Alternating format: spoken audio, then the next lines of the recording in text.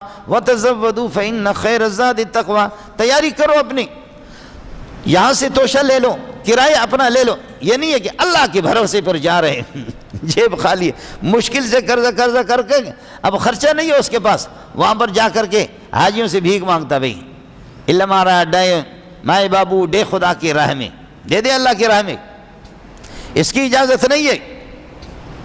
یمن والے نکل جاتے تھے یہاں سے اللہ آپ کو بھلا کرے اس کے لیے حج کے لیے، ارے بابا توشہ لے لو، ستو لے لو، کھانے کی کچھ چیزیں روٹی کے اور کھجوریں کچھ لے لو، کچھ اللہ دے گا، اللہ دے گا۔ ہمارے بعض لوگوں کو پتہ نہیں تقویٰ کا ایسا حیضہ ہو چکا ہے کہ بس وہ علماء کی باتیں قرآن سمجھنے کی بالکل وہ اللہ آپ کا بھلا کرے اس کے لیے تیاری نہیں ہے۔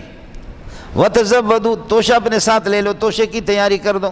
فَإِنَّ خَيْرَ الزَّادِ، بہترین قسم کا توشہ التقویٰ، سوال سے بچنا ہے، سوال سے بچو، وہاں پر پھر جا کر کے بھیک مانگتے ہو، اپنی تیاری کر لو۔ حج کے لیے بغیر تیاری کے نہیں جا سکتے، مدرسے میں نہیں جا سکتے اور تبلیغ میں نہیں جا سکتے۔ مسئلہ جب کوئی علماء سے پوچھتے نہیں ہے تو پھر اسی طریقہ پر، ارے بابا تیرے بیوی کا خرچہ نہیں ہے، بچوں کا خرچہ نہیں ہے، بیوی بیمار پڑی ہوئی ہے اور بچے بیمار پڑے ہوئے ہیں، اللہ ہی سنبھالے گا، اللہ ہی سنبھالے گا۔ چلے میں جا رہا ہے، 2 چلے میں جا رہا ہے، کبھی کسی عالم سے پتہ کرو، قرآن سے پتہ کرو، حدیث سے پتہ کرو، حج میں اس کی اجازت نہیں ہے۔ آپ کے بچوں کا بھی خرچہ مناسب خرچہ بھی ہو، آپ کے کرائے جانے کا اور آنے کا، یہ آپ کے پاس خرچہ ہو، توکل پہ جا رہا ہے جی، اس قسم کی توکل سے، توکل کہتے اسباب کو استعمال کر کے پھر نتیجے میں اللہ پر بھروسہ کرو۔ یا رسول اللہ میں اپنے اونٹ کو باندھوں پھر توکل کروں یا ویسے ہی چھوڑ دوں، اللہ حفاظت کرے گا۔ فرمایا جو تیرے کام کرنے کے اونٹ کو باندھو رسی سے، اب وہ رسی کو کھول سکتا ہے نہیں کھول سکتا، توڑ سکتا ہے نہیں توڑ سکتا، وہ جا سکتا ہے نہیں، آگے اللہ سنبھالے گا۔ جو کام تیرے کرنے کے وہ تو کر لے نا۔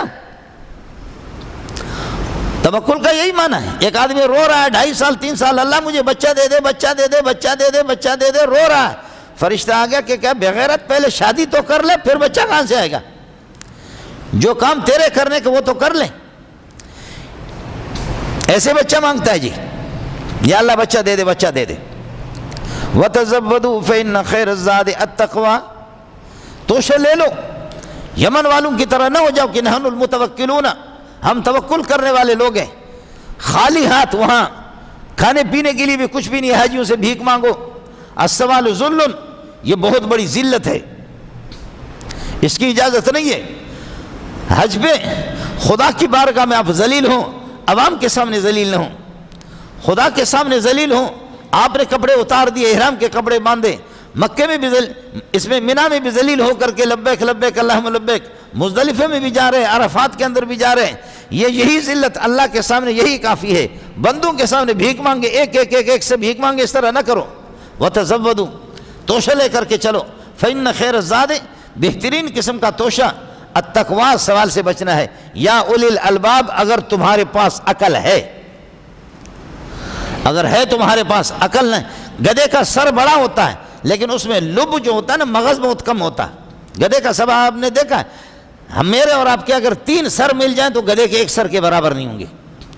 سر تو اس کا بڑا ہے لیکن لب کہتے ہیں کہ بادام کے اوپر والے چھلکے کو بھی اتارو، دوسرے والے چھلکے کو اتارو، اندر سے جو مغز نکلے اس کو کہتے ہیں۔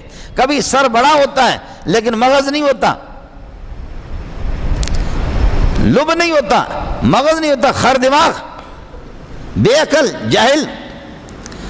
خدا اللہ کی جو ہدایت ہے اسی پر عمل کرو۔